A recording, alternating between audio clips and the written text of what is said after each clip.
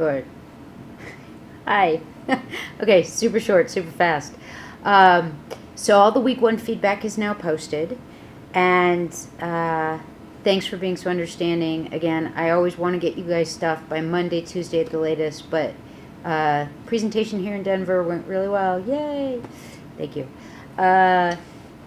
Two things. Number one, please note the threaded discussions. There's a component that a lot of people had an issue with, and I know it's week one and you're used to other rubrics from other classes. Okay. But let's be clear. In this class, designing curriculum, you are specifically asked in our threaded discussions, in our constructivist engagement, to not only specifically call out the class resources you're discussing, referring back to, but also to bring in two valid, relevant outside resources. Valid and relevant means not necessarily that it's a peer-reviewed journal, but that it's something that you can explain why you're bringing it to the conversation. David brought in some really cool stuff. Jose brought in some really cool stuff. It doesn't necessarily have to be, like I said, a peer-reviewed journal, but you need to explain to us why it's relevant for the discussion. Guys, we do not design curriculum in a vacuum. And more with the Common Core, we as teachers are going to be asked to, given the right and responsibility to, design our own curriculum. Now, in this crazy media-saturated world, where knowledge is being created at an exponential rate, and everything we know is subject to change with a new discovery, whether it's, the Genome Project or coming out of CERN, and now we have the Einstein gene that they found, and things that 5 years ago had been completely debunked. Now we're finding out maybe they were right. And Pluto used to be a planet. Okay, so my point is, bringing in relevant facts and consistently citing isn't just to humor your evil professor. It's part of what we need to do and consistently be role modeling. It needs to just become a regular, relevant part of what we do so that we're role modeling it for our students, because they're going to be in a position where they're going to have to be doing this on a regular basis going forward. Even the little bunnies, media literacy, being able to say, I got this piece of information from here. I feel it's valid because blah, blah, blah. This is going to be even more important for our kids as they go forward. If we look at what the Smarter Balance Consortium, if you haven't visited yet, please do, smarterbalance.org, I believe, Smarter Balance Consortium. They're working on some of you have probably already experienced this. They're working on the next level of standardized tests. That's another, don't even go there, but it is what it is. And they're more on the higher level order skills. They're designed to be asking students to think more along the lines of higher order thinking skills, higher up on the cognitive realm of Bloom's taxonomy. Media literacy, being able to deconstruct not just the information you're looking at, but synthesize the information with all the others and still be able to construct, I did get this from the Wall Street Journal, so this is a business resource as opposed to the same topic but with a different spin on it from the NEA or from a teacher's organization, okay? So again, what you're being asked to do is not just to jump through hoops. There is genuine purpose to it, and it needs to become just a fluid thing that we're used to doing.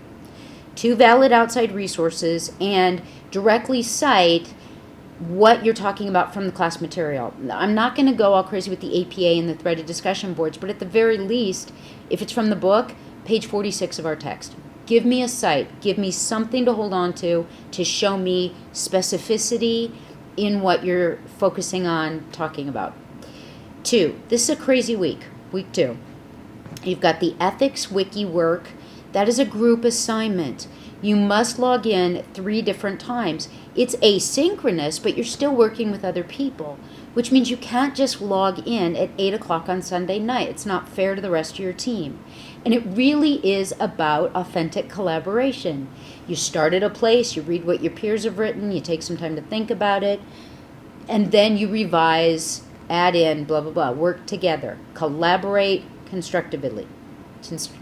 That's not even a word. Constructivistly. I'm a little tired. Okay, last thing.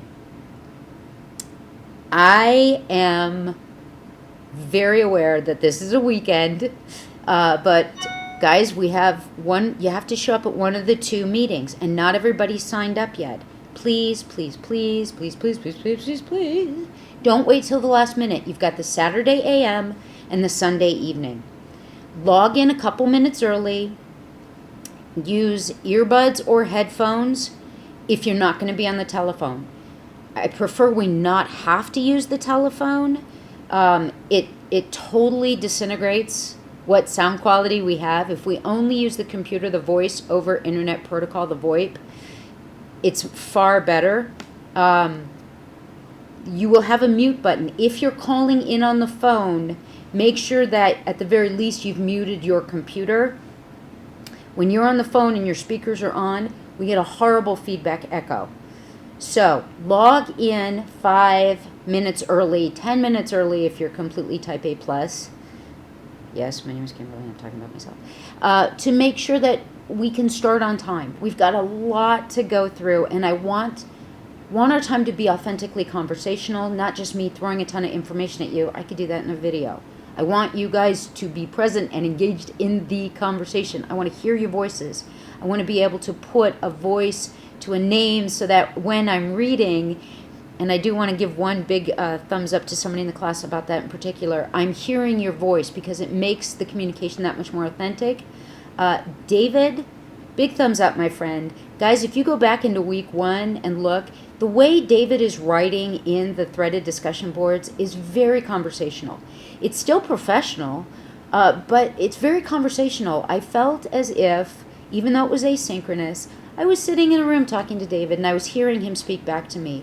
And that is such a wonderful tonality. Again, he stayed academic, but there was David. I could hear his voice, and that was lovely. Let's work towards that. And again, for some of us, it's a different skill. It's not something we're used to doing, and that's okay. This is the place to work on it.